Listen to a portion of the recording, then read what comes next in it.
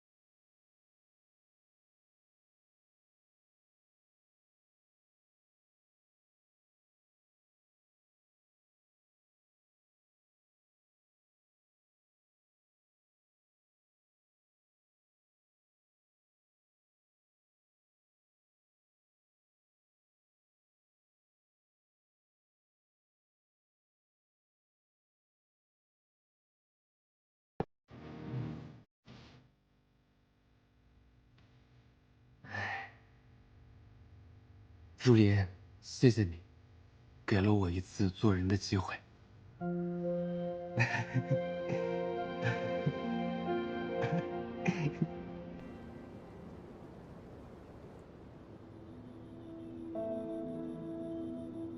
明晚便是新月夜了，这次机会，我定不能错过。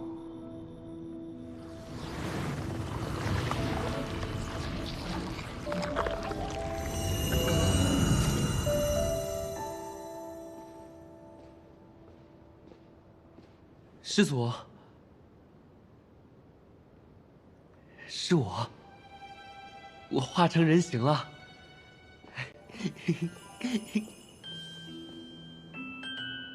是叶入灵，他将我的心还回来之后，也不知道做了什么，我便可以化作人形了。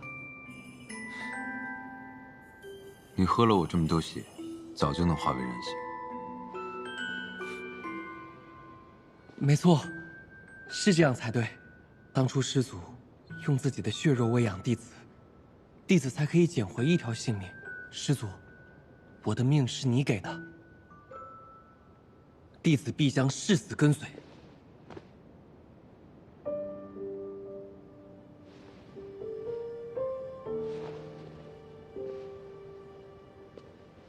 你既然已经化作成人，便应该学着好好做人。庭燕也是这么说的，她让我不要舔她的手指，还跟我说要像人那样学会自尊自爱。可是师祖，弟子根本就不知道怎么做人。你先去见的他。多亏了庭燕，入灵才会把心还给我。我是专门去谢谢庭燕的。师祖，庭燕真是一个好朋友。朋友。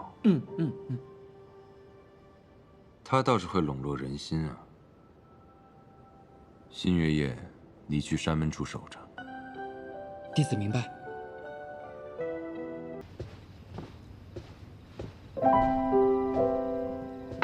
若灵，若灵，啊，不对不对，见过殷公主。你们先退下吧。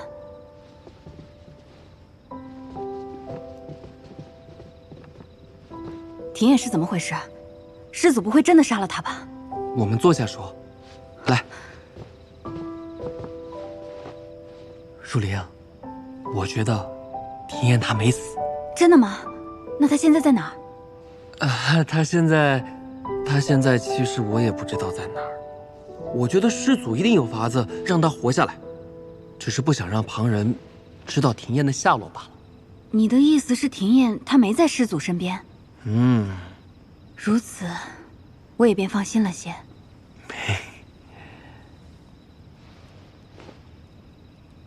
可你毕竟是男子，不要3天2头往我这里跑，会惹人非议的。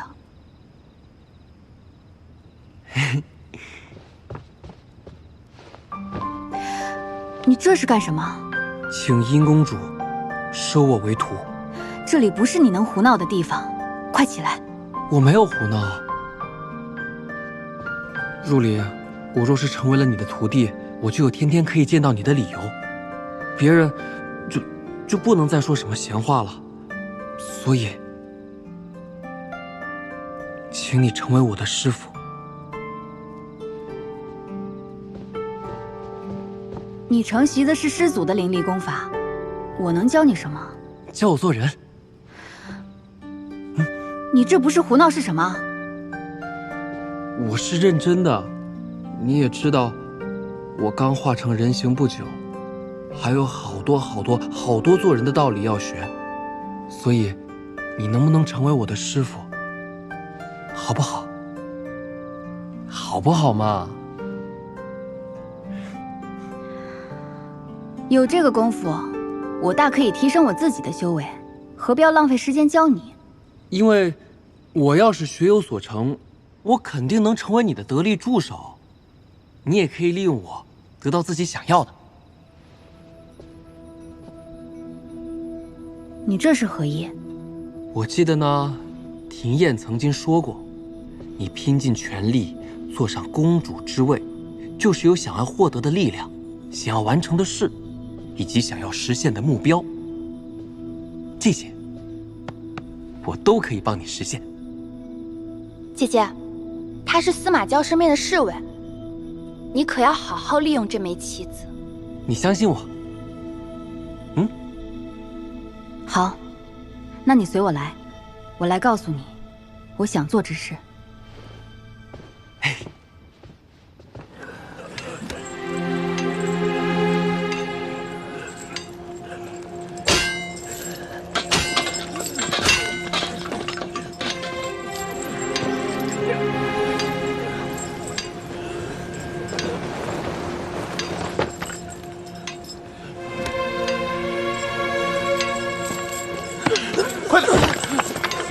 起来！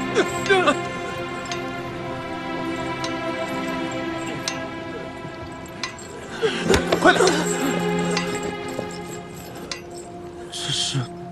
这里的人，都是当年仙魔大战时从魔域押回来的俘虏，他们几乎接触不到灵脉，全靠着刻在骨子里的魔族记忆修炼，所以他们是整个阴之宫修为最低的一群人。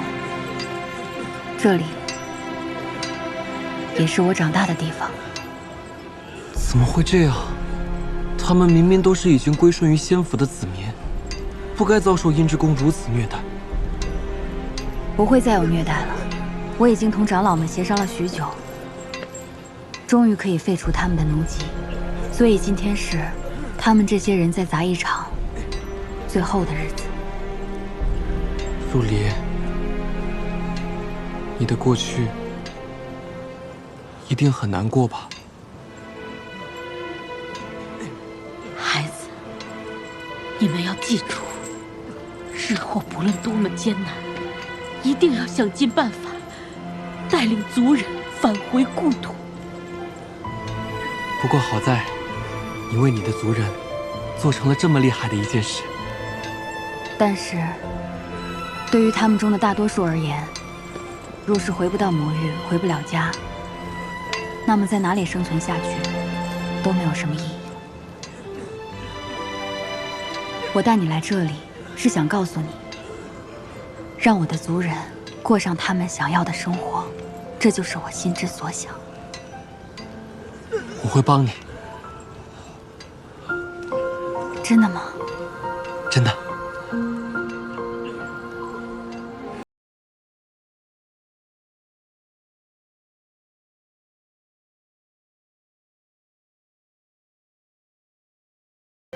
其实你比人更加赤诚。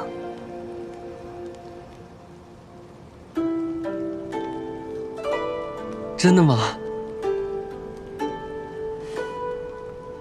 你这样夸我，我都不好意思了。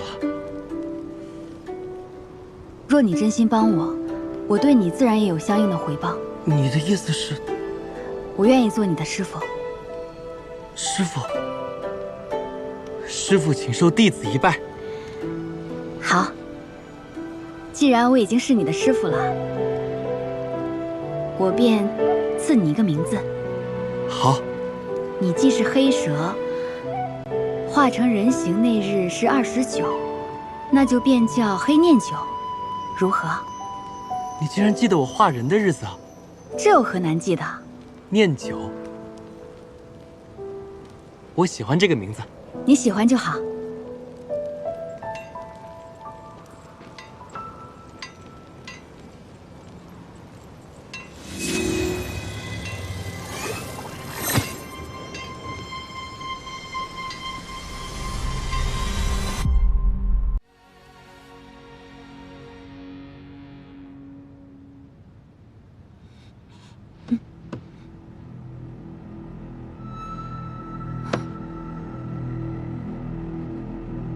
我是被埋了吗？谁埋的我呀？祖宗，蛇兄下火苗救我！看，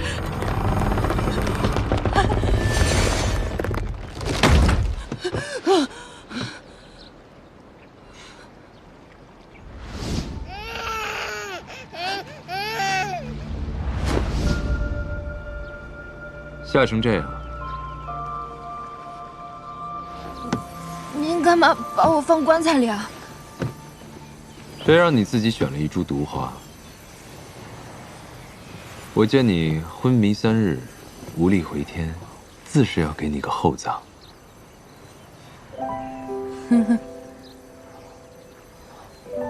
好了，这棺材只是为了吓吓你，毒我已经给你解了。我选的是一株有毒的花。您不是说，只有恶人才结毒花吗？可司马鄂，司马娇的妈妈，看起来实在良善。一个人，怎么可能是非黑即白的呢？这区区一朵花，便能定善恶吗？那花为何有毒？死前，心情平静愉悦。骨珠结灵花，死前痛苦怨恨，结毒花。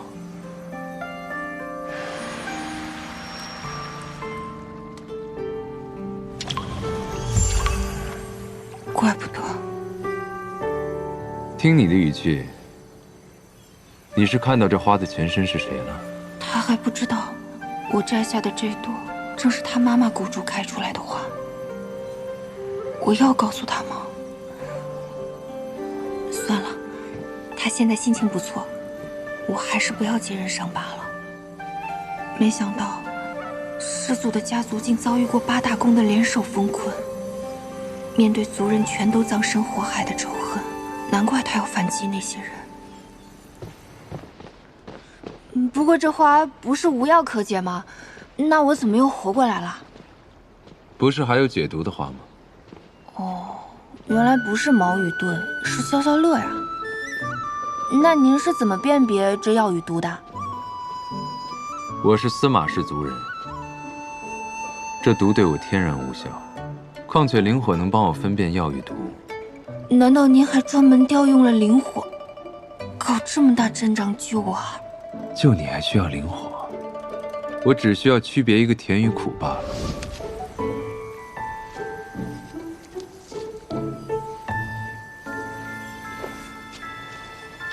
又是毒药。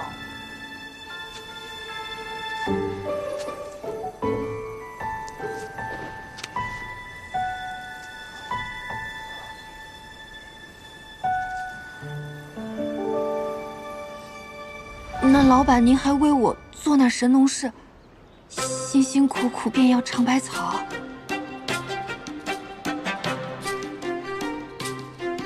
只要我想杀你，不管你在哪里，你都会死。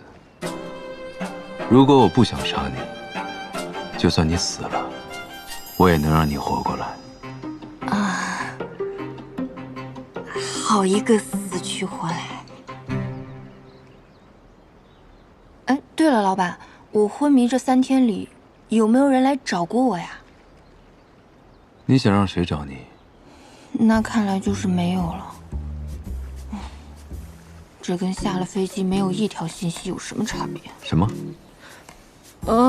没什么。师祖，您看啊，既然已经出山了，您留着我也没有什么用，我在这儿也白吃白住的，要不我就回青谷天吧。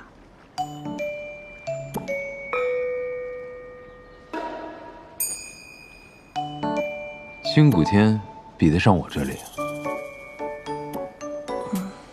说比得上，这祖宗又要生气了。他刚才还为我做了神农氏呢，看来现在是把我当做心腹了，一时半会儿肯定不让我跳槽。你要是说比得上，我就杀了你。比不上，比不上。那我请个假呢，我想去看看入陵。不远，你又不清楚他人底细。算了，等我找机会，坐着蛇兄偷偷去进入陵。师祖，仙府确实还在延续死斗旧习。今日比试即将开始，8大宫的新宿弟子已经赶至武斗场，师掌门还有8大宫的公主，应该也会赶过来。师祖，弟子有一事想请教。8大宫那些人，这500年来让您受了那么多苦，为什么不在我们出关之日将他们都杀了？万一他们联合起来，要再度封印您，那该如何是好？若是都杀了，庚辰仙府这一大堆烂摊子，难道要由我来管？您可以扶持拥护您的新公主来管理仙府啊。世人皆贪婪，岂会有人真心拥护？那师祖，我们就这样放过他们吗？他们做了那么多坏事，我怎会如此便宜了他们？我要让曾经那些欺辱过我的人，在恐惧中备受煎熬，亲眼看着自己最珍惜之物被摧毁，在经历了绝望的炼狱之后，再让他们死。那这其中也包括诗千缕吗？诗千缕，师祖，您现在的身体愈发的虚弱了，请把这碗汤喝下吧，对你伤口恢复有帮助。我死了，他们的灵魂梦也就破灭了。唉，您再生气也不要跟自己的身体置气啊！来，把汤喝了，乖。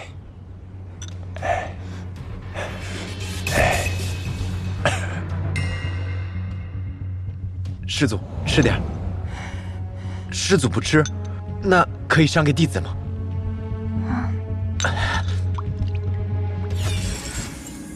这汤药是什么东西？是司马氏族人的血。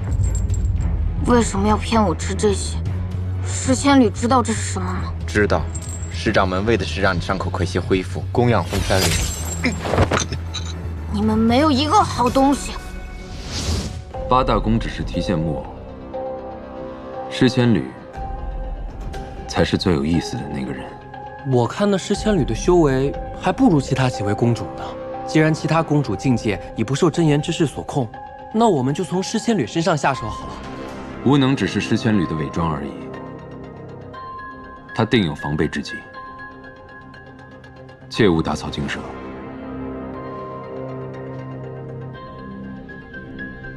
让其自乱阵脚，才能使其露出破绽。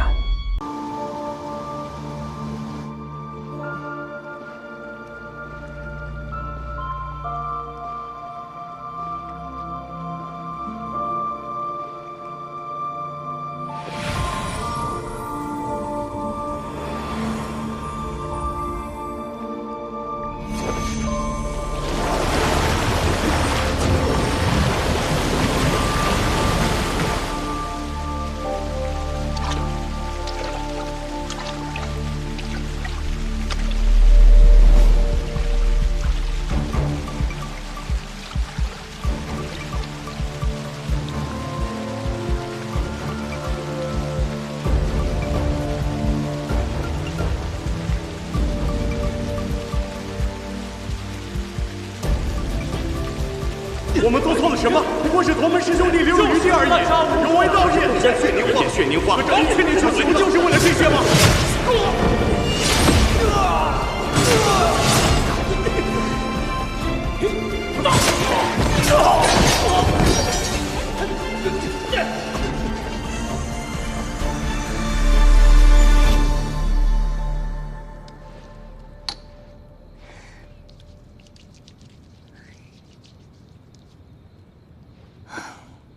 原来老板是在这样一个人吃人的环境里长大的，怪不得对这个世界充满了恨意。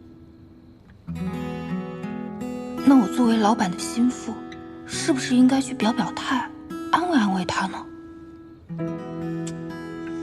哎，不行不行不行，廖廷艳廖廷艳，你就是一个咸鱼，靠躺平升职到这个份上已经很幸运了，不要自不量力好吗？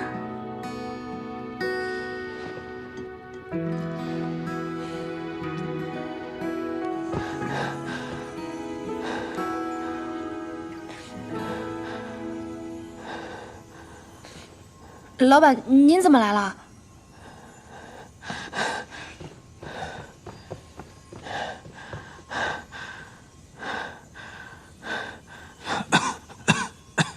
哦，我懂了，一定是灵火烧的您又烦躁了。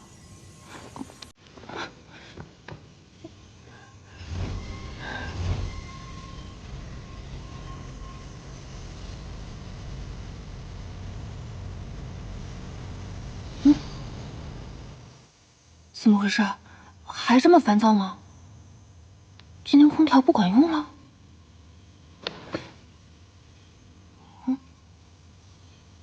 你去睡吧。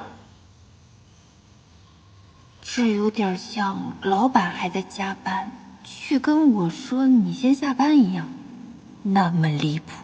那我去睡了。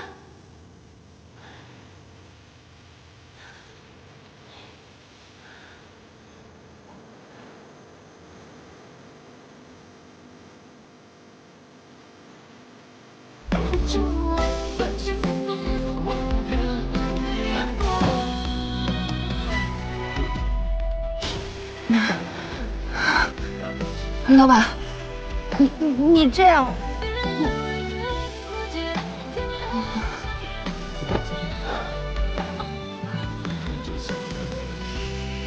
这样睡得好吗？毕竟这份工作的福利太好了，迁就老板一点也是应该的。司马娇这人应该是个不近女色的事业体，他爱待着就待着吧。果真，它不仅能缓解灵火带来的灼烧，也总能莫名平息我的怒火。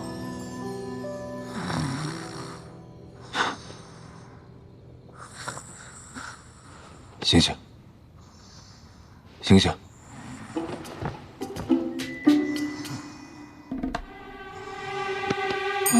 起来，不许睡了。请问有什么事儿啊，亲爱的老板？能不能体谅一下美人的暧昧之心？睡眠不足，容易有黑眼圈的。你怎么能睡得着？我为什么睡不着？我在这里啊。哦，然后呢？整个庚辰仙府的人，凡是听过我的名字的，无人不怕我。你怎么还能安心的在我身边入睡？睡眠质量太好了，不能怪我。你真让人看不透。好吧，既然老板是熬夜老司机，我也要舍命陪君子。熬夜老司机？就是您这样作息不稳定的人。你哪里来那么多奇言怪语？大概我思维敏捷吧。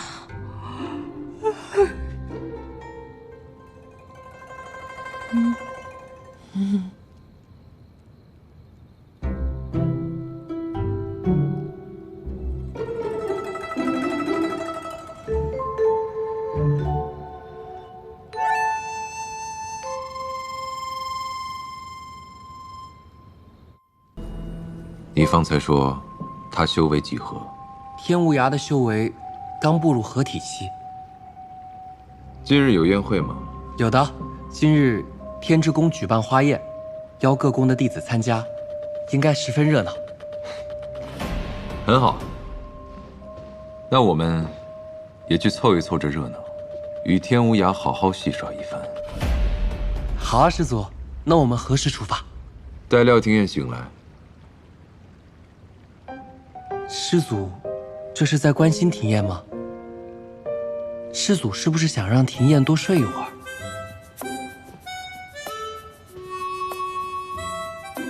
你现在也敢胡乱揣测我的心思了？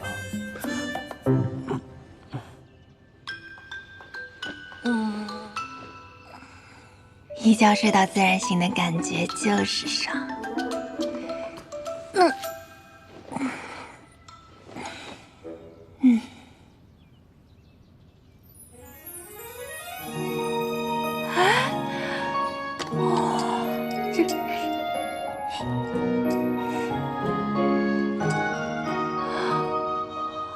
让我看看，又送来什么漂亮衣服？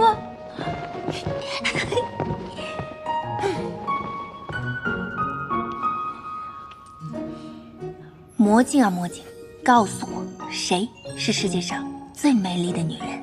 是廖廷彦。奇迹艳艳，快乐变装。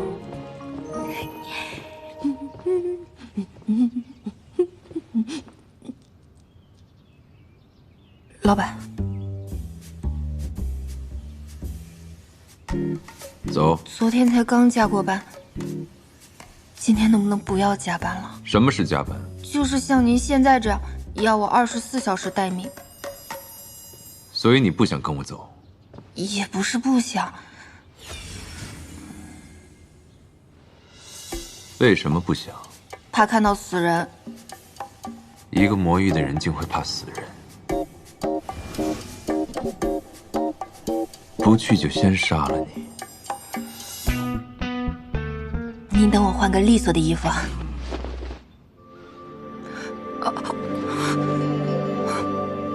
跟上。您等我换个衣服的呀。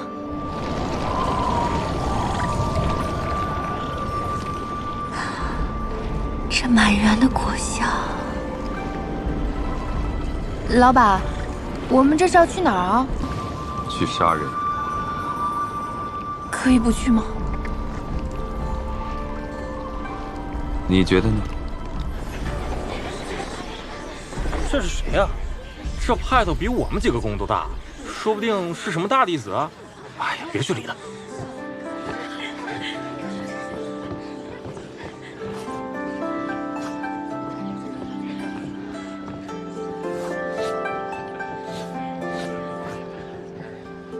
好香啊！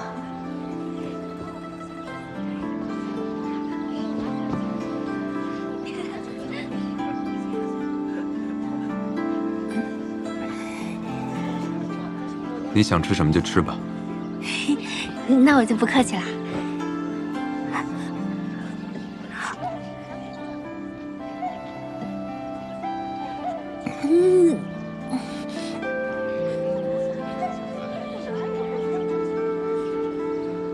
老板，您不是说咱们是去杀人吗？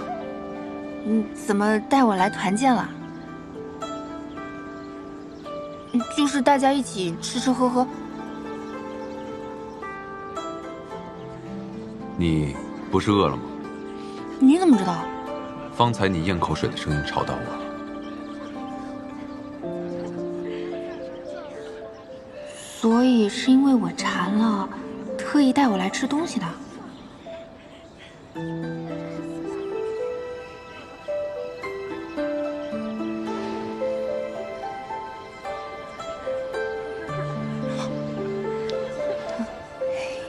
谢谢老板。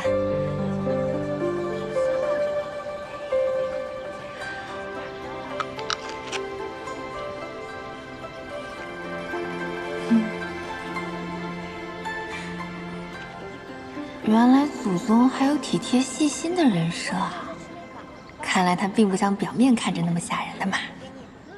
赔钱，赔得起吗？还请息怒。你们这些小小门派，我好像听见我师傅的声音了。天之宫的花宴已经是3生有幸，竟还如此不长眼！放肆！我清谷天再怎么籍籍无名，我师父也是一派之主，怎容你这般侮辱？白竹，师傅，真的是你？师姐，庭燕徒儿，怎么着？还叫帮手是吧？啊？师傅师弟，这怎么回事？师姐，这天之宫的弟子醉酒，自己撞到师父身上，弄洒了琼浆玉露，竟污蔑是师父所为。谁醉酒了？啊？不就10瓶酒吗？我赔你，多少钱？这琼浆玉露值灵石100颗。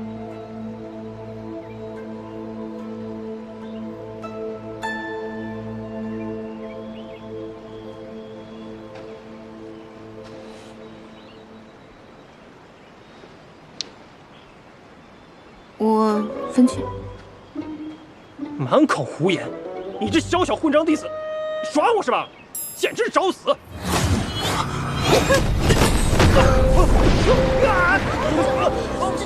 怎么回事啊？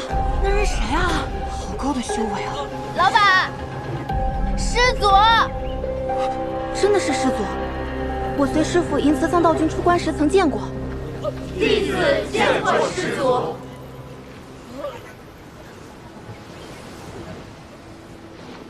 庭燕徒儿，还不快办！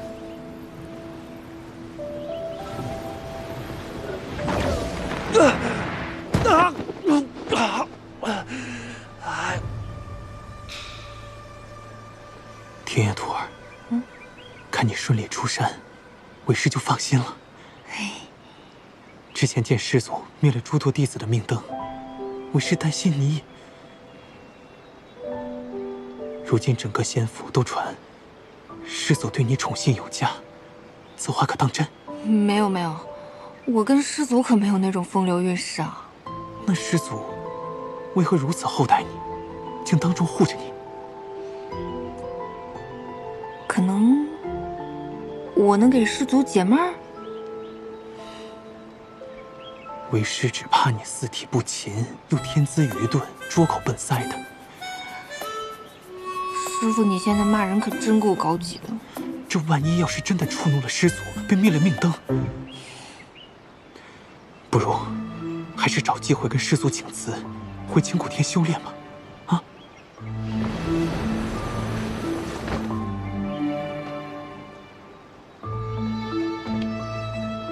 师祖，师祖，廖廷燕是你派来我身边侍奉的弟子，我未曾开口，你便替我做主。师祖恕罪，弟子不敢。师祖啊，我师父他不是这个意思啊。还是你想要赏赐？弟子不敢受赏。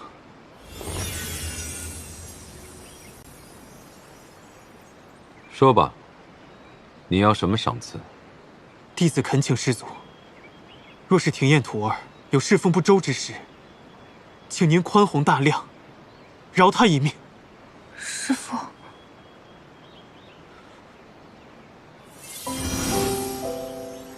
不允。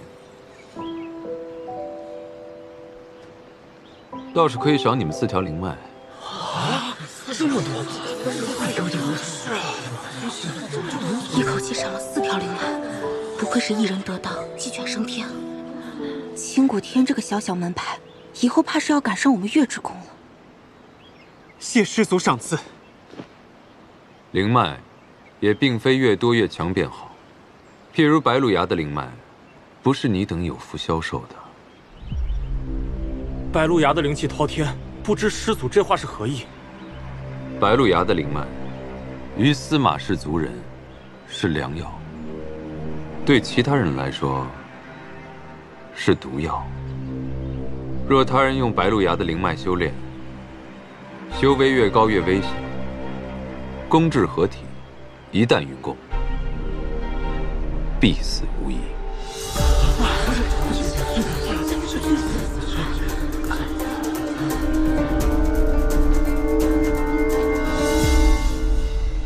师傅，你放心，师傅才对我。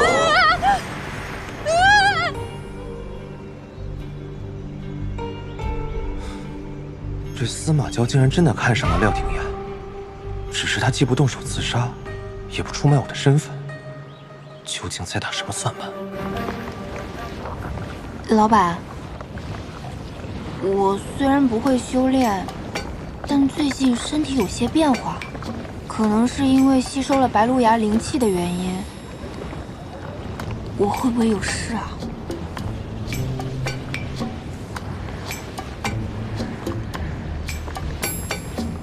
应该会吧。会。那我会死吗？你离合体期还相隔甚远。那就好，那就好。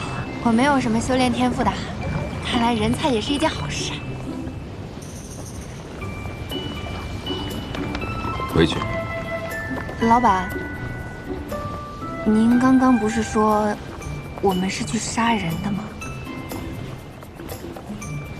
是啊，可你方才吃了那么多，若是见我杀人呕了出来，岂不是坏了我的兴致？这是在关心我吗？刚刚在花宴上也是，不仅关心我，还关心职工家属。我现在总算是看清楚了，这祖宗是个妥妥的口嫌体正直，不应该叫司马娇，应该叫司马娇。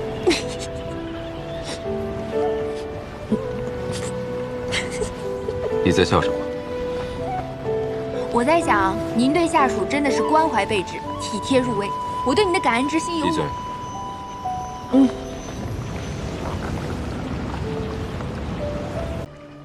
师祖，侍仙侣正在召集其他各大宫的公主。果然是沉不住气了。但是天无涯已经死了，即使想要扶持新的公主，这一时半会儿也做不到啊。他召集他们干嘛呢？无非是封印我，或者杀了我。翻来覆去，不就这些伎俩吗？如果封印我，看来他的功法已深不可测。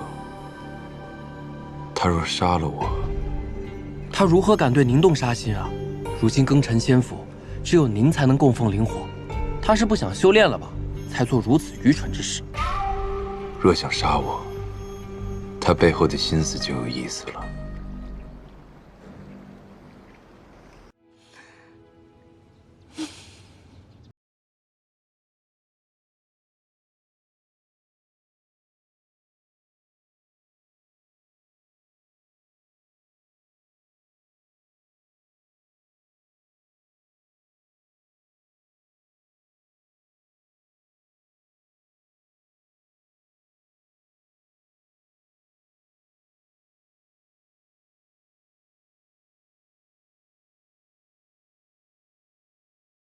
廷琰，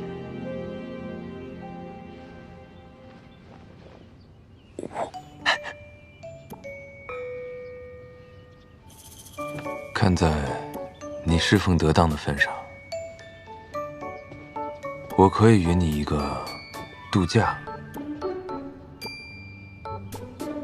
还是你想要？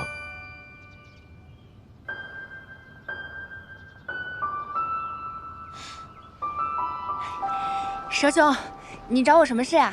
廷琰，给，这是入灵让我给你带的信。你背着我先去见入灵了。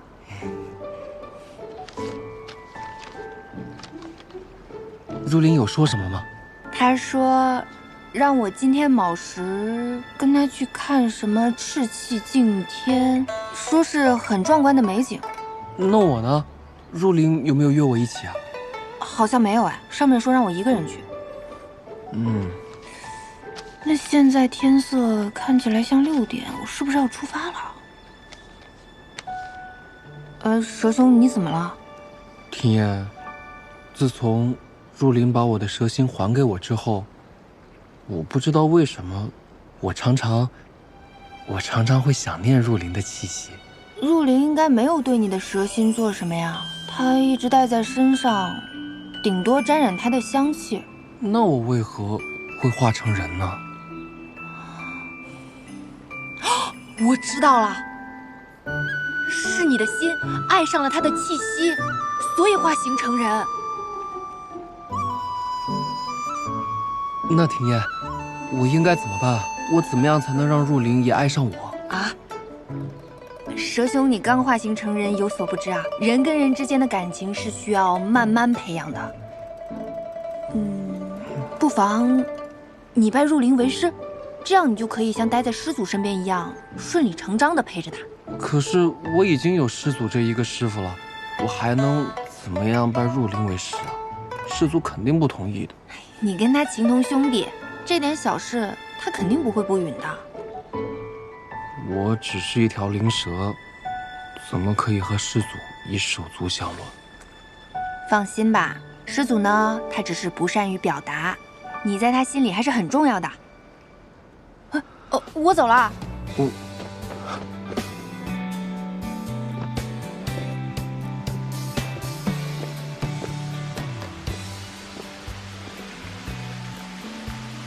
师祖，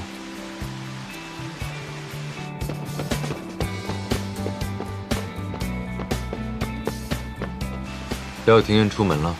是。出门做什么？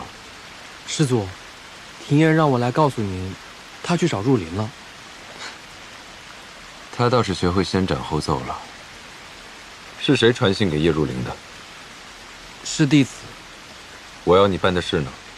回师祖的话，这袁彻看起来平日里也无欲无求的，应该没什么把柄。不过他膝下有一子叫袁商，不知道是不是他的软肋。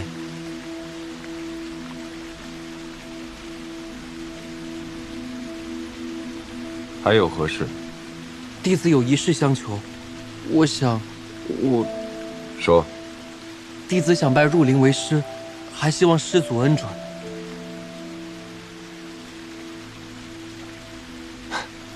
你已化为人形，这种小事日后自己拿主意，别再来烦我。师祖真是同意了，谢谢师祖。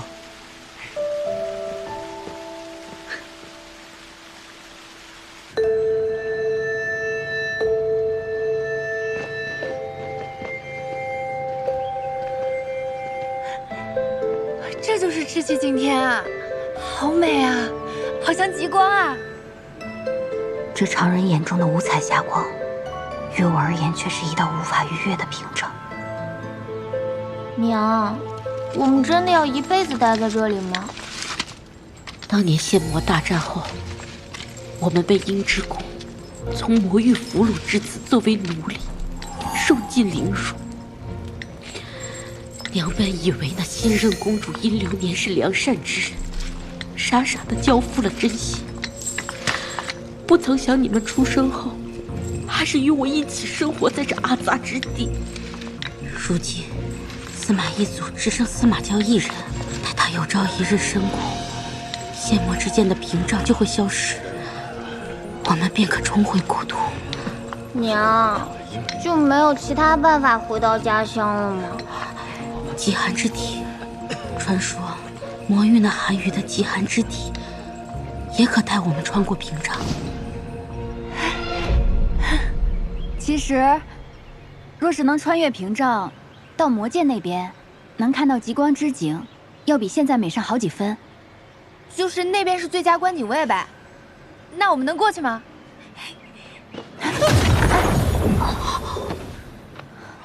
庭烨，你若琳，你小心一点，这玩意儿跟触电一样，好痛啊！你这个时候还想着关心我啊？庭烨，你如何会被这屏障伤到？你之前不是说你有寒冷的特殊体质吗？是不是失灵了？没失灵啊，你怎么这样问啊？没什么，怪我忘了提醒你。自仙魔两界大战之后，司马氏用灵火设下了这道屏障，阻止仙魔两界往来，所以仙府和魔域的人都无法穿过这道屏障。怪不得这么大威力，疼死我了！你没有受伤吧？我看看。庭烨的极寒之体，为何对屏障没有反应？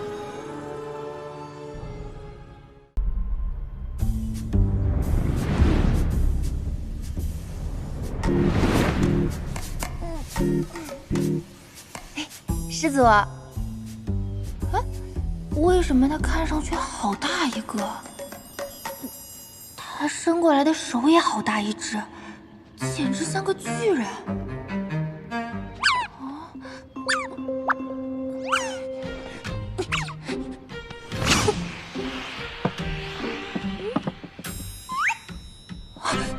什么东西啊？我怎么变成水獭了？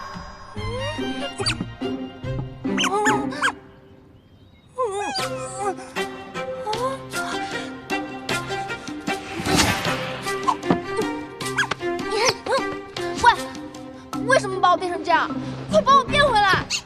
我的长腿，美颜。不是我把你变成这样，是你自己想变成这样。听你胡扯，大猪蹄子胡说八道！我给你吃了一枚唤醒丹，会让你变成你心里印象最深刻的样子。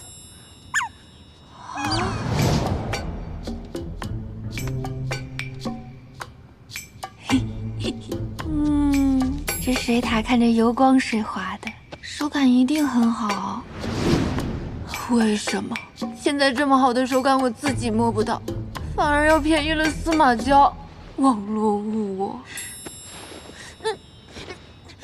快把我变回来！唤醒丹会让你保持这副样子3个月。能不能挪开你尊贵的手？我是个人，不是个抱枕，好吗？抱枕，能抱着入睡的枕头，此名甚好啊。为什么要给我吃唤醒丹啊？如今你在外人眼里已经死了啊！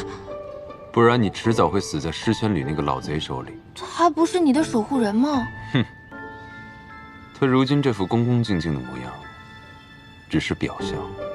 所以你是为我好了，但是水獭也太过分了。我觉得很小学鸡。小学鸡不是这么用的。罢了。如果睡觉能提升修为，你定能称霸庚辰仙府。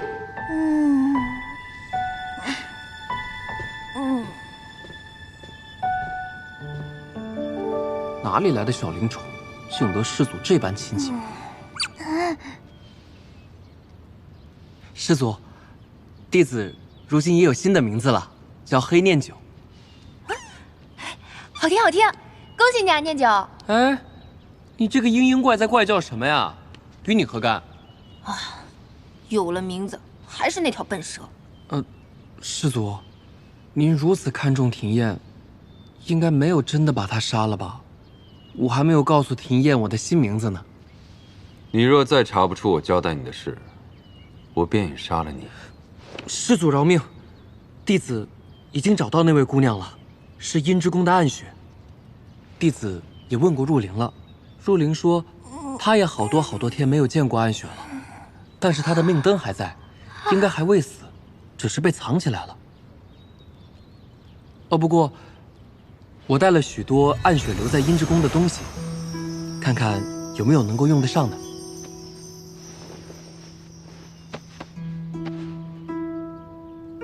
既不洗魂，又不灭口，这不像是狮泉旅的风格。这暗雪到底有何特殊之处，竟让他如此大费周章？莫非是狮千旅看上了暗雪，对他别有用心？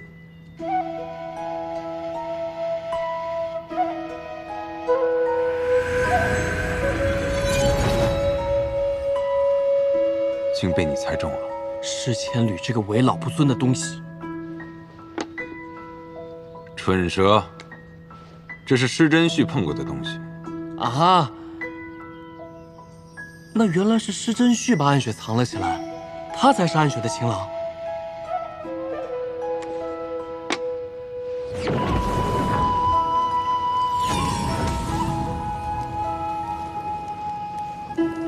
你将这缕灵力打入暗雪的命灯之上，把消息放出去，就说是我们在找暗雪。是。说不定施真旭是狮泉旅的破绽。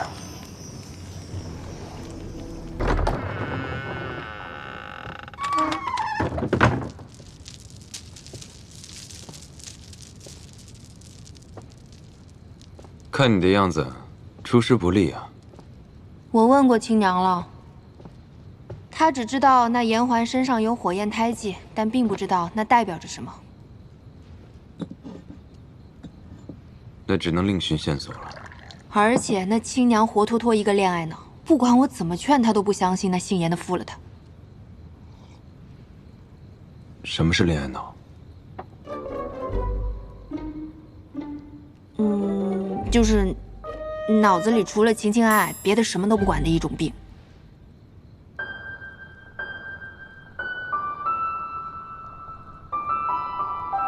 那你得了此病没有？我当然没有啦，我忙着顾好自己都来不及呢。那便好。情情爱爱是这世间最无用之物。话也不能这样说，美好的情感还是很给人力量的。只有你这等修行不才者，才会有这种念头。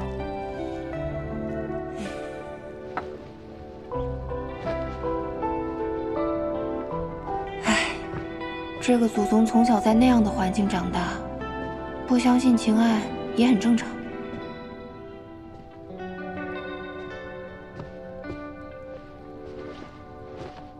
还不休息吗？哦，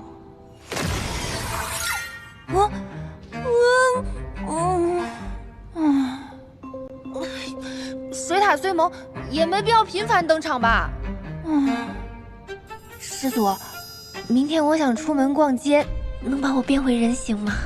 你废话太多了，朝我休息。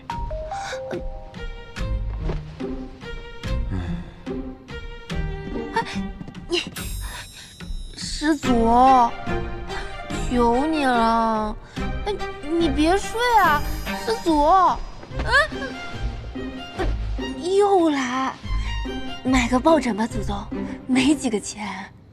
我已经有你一个抱枕了，何须再买？逛街去喽！石武灵，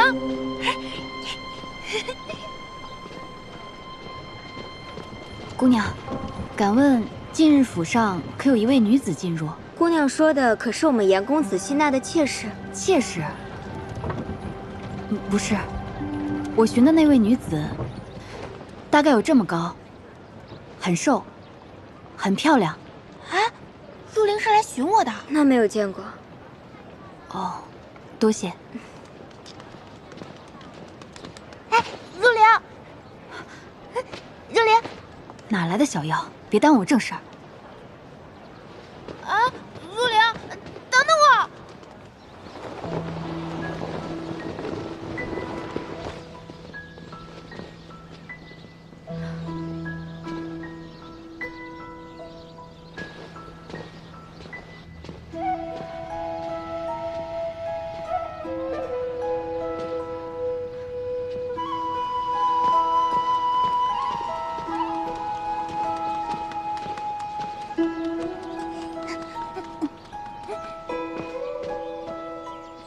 念九最后的踪迹，分明就是出现在这里。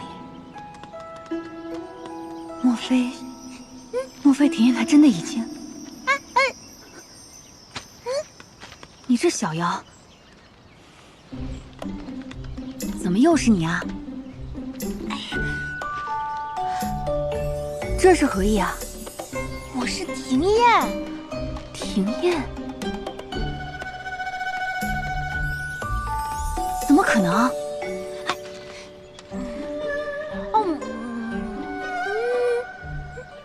在观星台，庭燕请我吃果子，看风景。你真的是庭燕？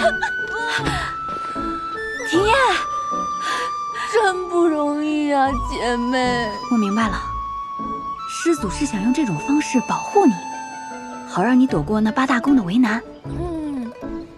不过我见你命灯已灭，真的把我吓坏了。还是闺蜜好。朱灵，朱灵，真的是你？你怎么来了？我为了寻找庭燕的下落，恰巧来到此处，刚好遇见了他。你找到庭燕了？她在哪儿？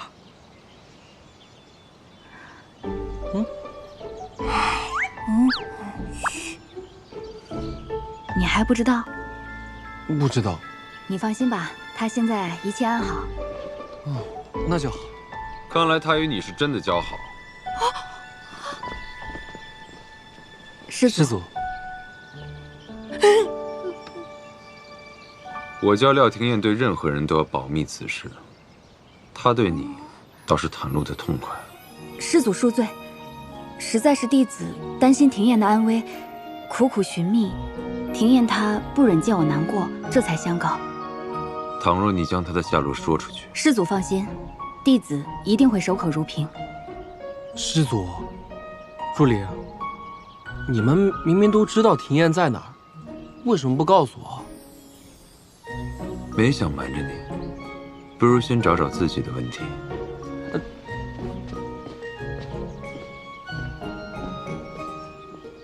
自己的问题？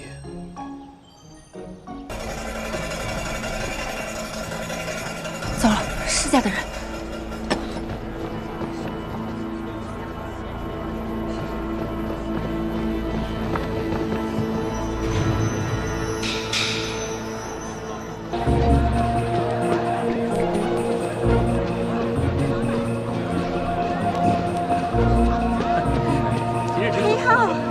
李公子，你可来了，里边请。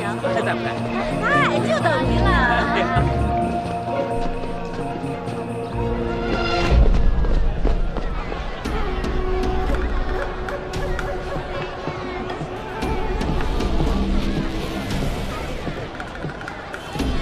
哎呦，公子，您来了。走开！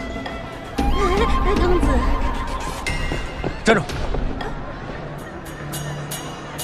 哎呦，公子，走开，走开！干什么呀？少主，看来是我们认错人了。难不成真是我看错了？走吧。总算躲过一劫。哎，我怎么变成水獭了？看来师祖也在这里。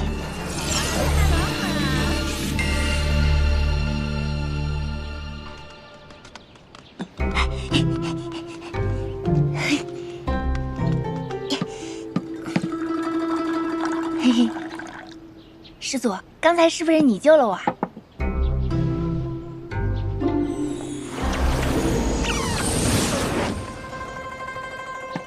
可有受伤？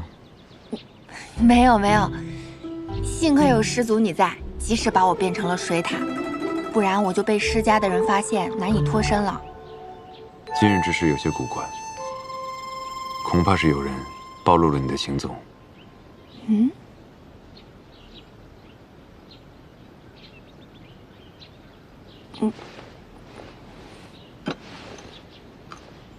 方才是谁与你一起出门的？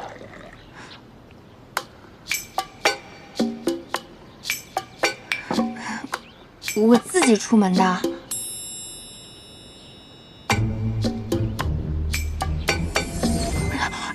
若琳跟我一块儿去的。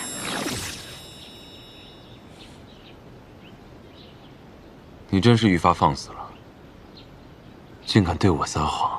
我怕我说了，你怀疑若琳嘛。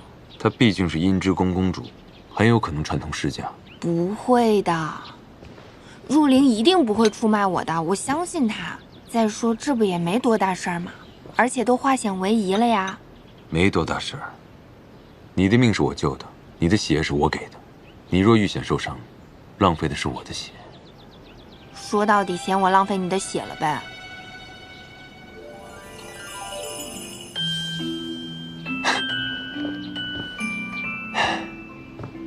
臭司马厩，成天就知道吓唬我。对了，你不是爱说谎吗？看你如今还如何骗人。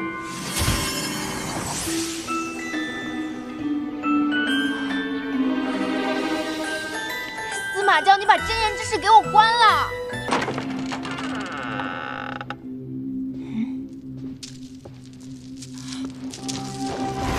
司马教，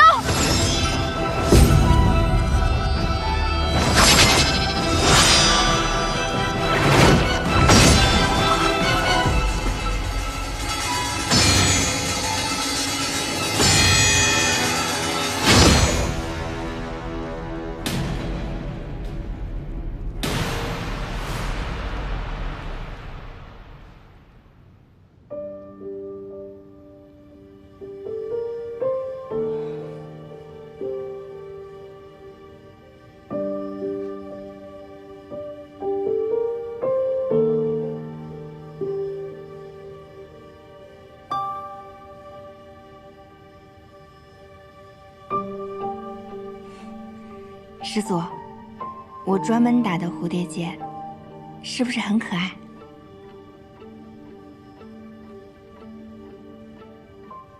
师祖，我知道你想说什么。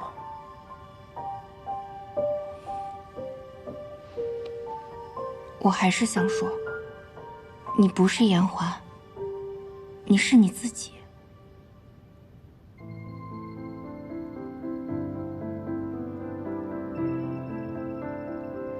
殊途同归罢了。师祖，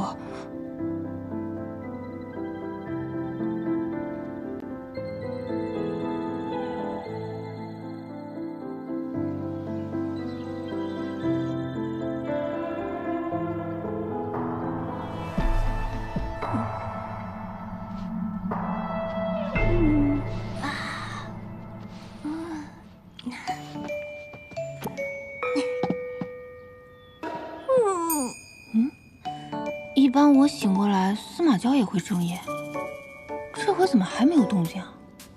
该不会是晕过去了吧？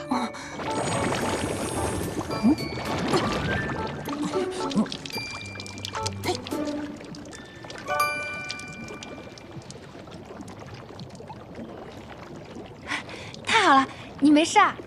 吓死我了！啊！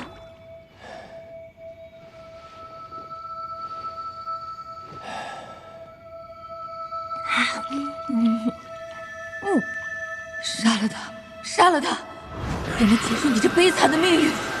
娇儿，娇儿，母亲，师祖你怎么了？我做了个梦。师祖你不仅睡着了，竟还做梦了。哎，你梦见什么了？我梦到了那个女人。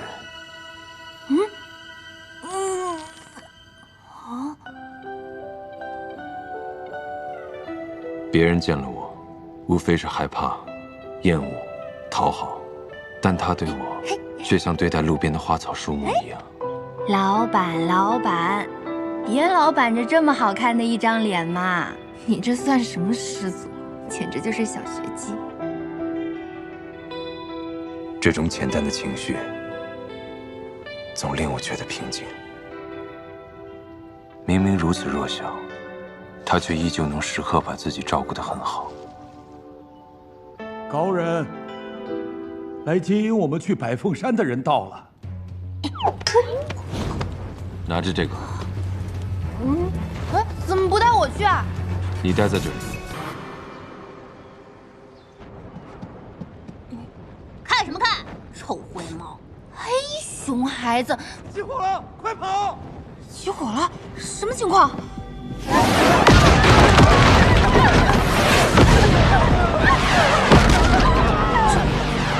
么回事啊？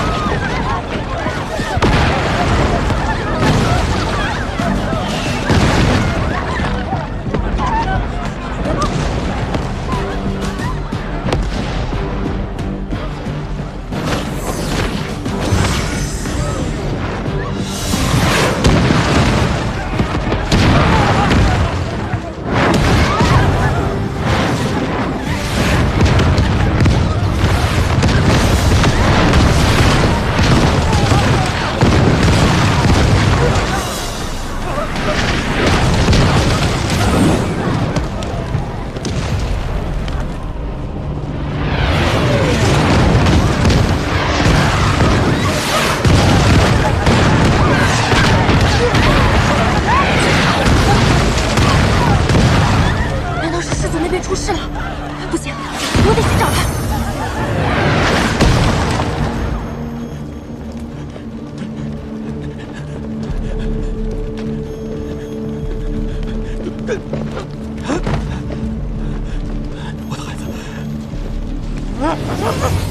我的孩子，我眼前的荣华富贵。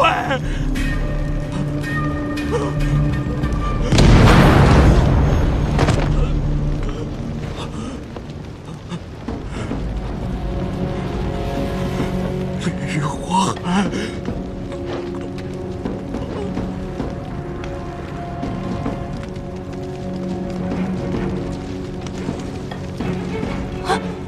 严老爷。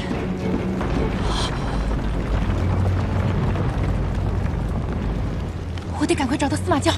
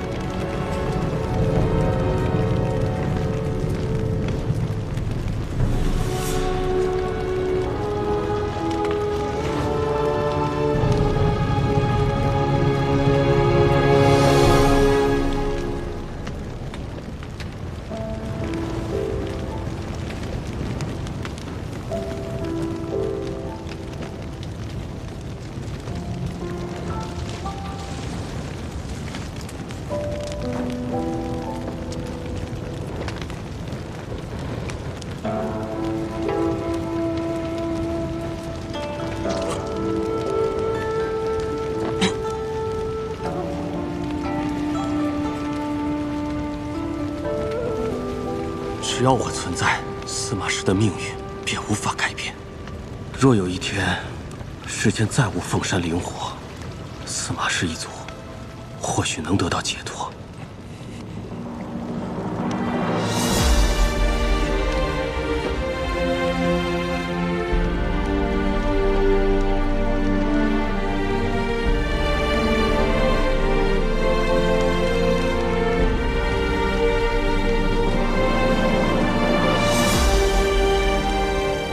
下辈子娶个好人家。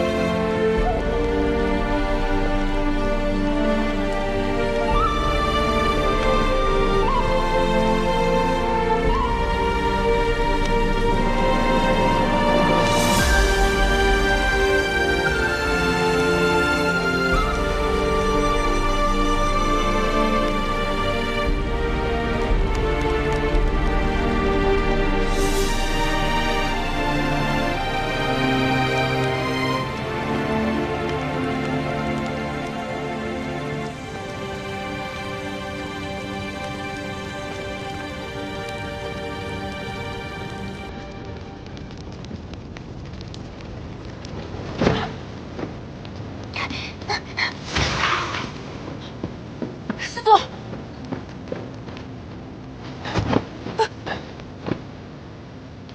你怎么把自己搞得这么狼狈啊？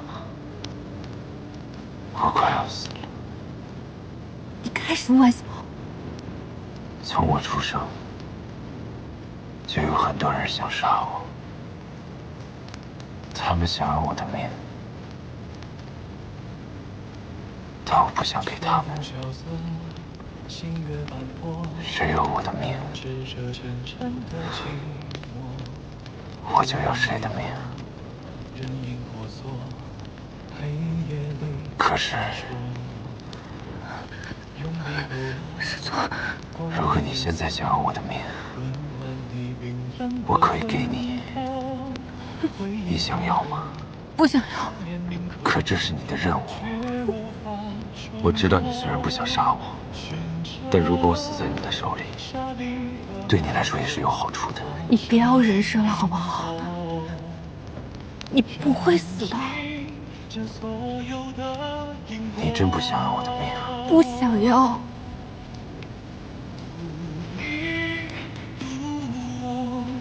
唯独哭了去重逢，大道规则，轮回却那你会和我一起死？我是跟你一起活。你起来，我们先离开这儿。唯独众生去结果，是非对错，师祖，流言传说，你起来。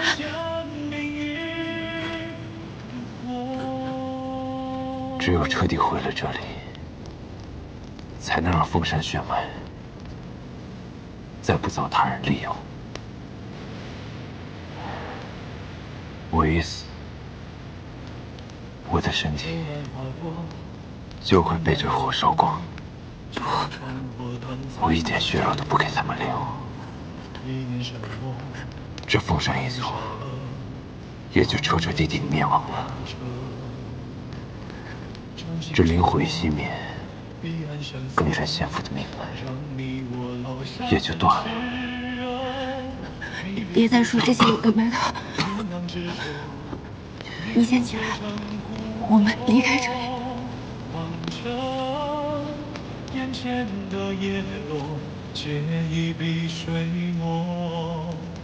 我以为你会跑，我叫你跑，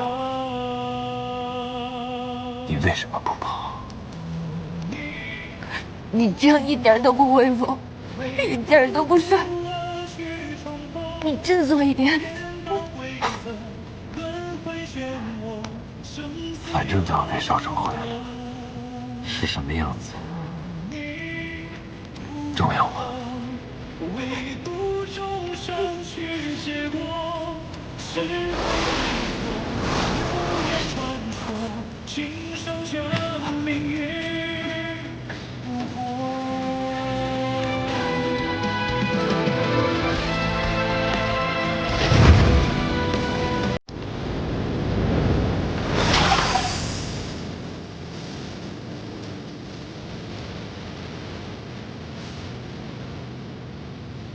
这么快就来了。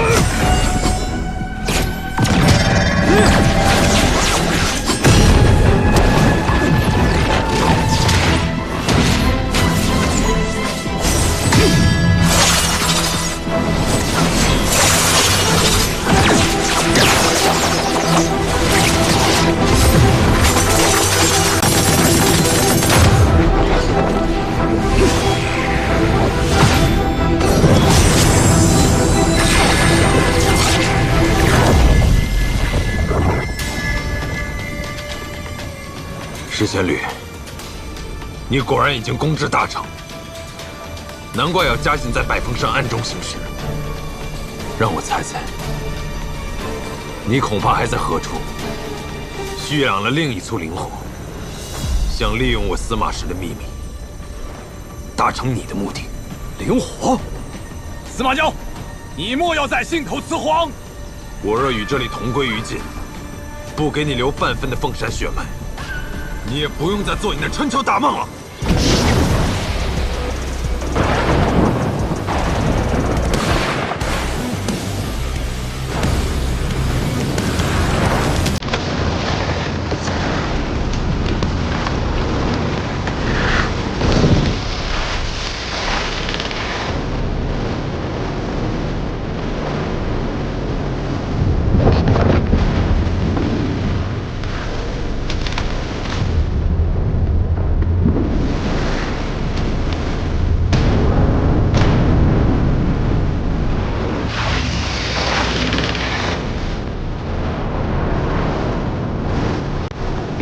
想活出性命和我们一起死，合力阻止他。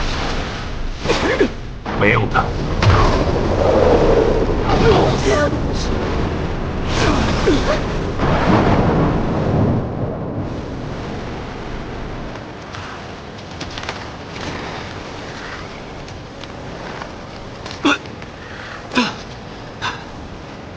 司马交，你他好像真的是强弩之末。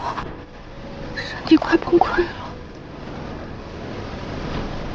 你在害怕，真正该害怕的是对面那些东西。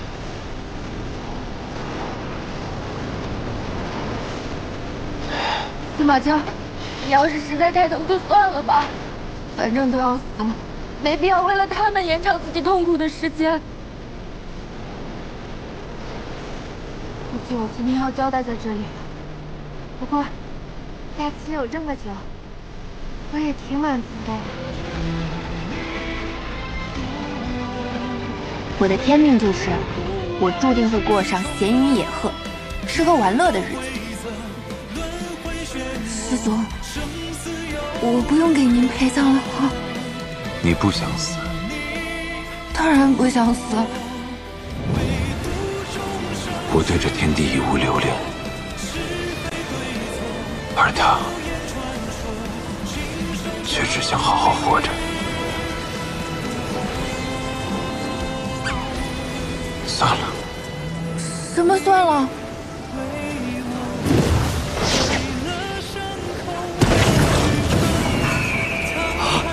他这是要做什么？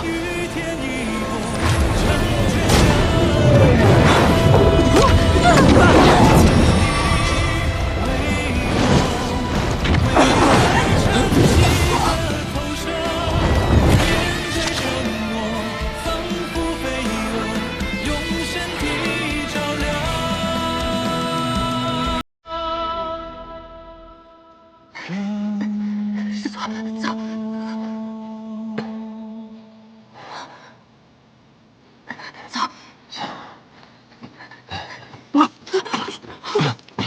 师祖，你快走！你走不动了吗？走不动了，你快自己逃吧。你再撑一下，起来！你连逃都不会吗？起来，师祖，再撑一下。你要带我一起走？对。你是想死吗？不想。你带着我走就是找死，你没那么傻吧？这不是傻，你救了我那么多次，振作一点。你告诉我逃到哪里比较安全。你快走。师祖，司马交，司马交，你快醒醒啊！司马交，他脚上的是什么？怎么在发光？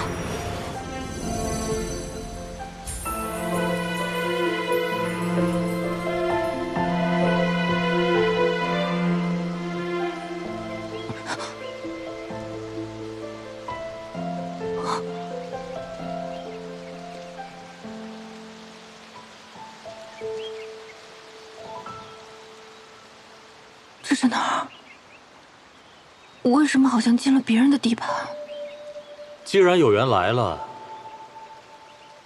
便不要急着出去了。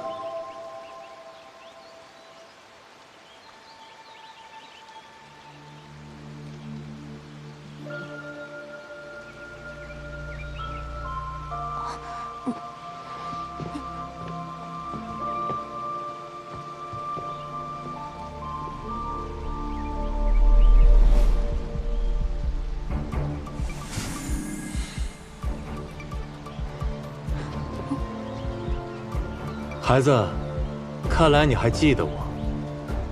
果然是你。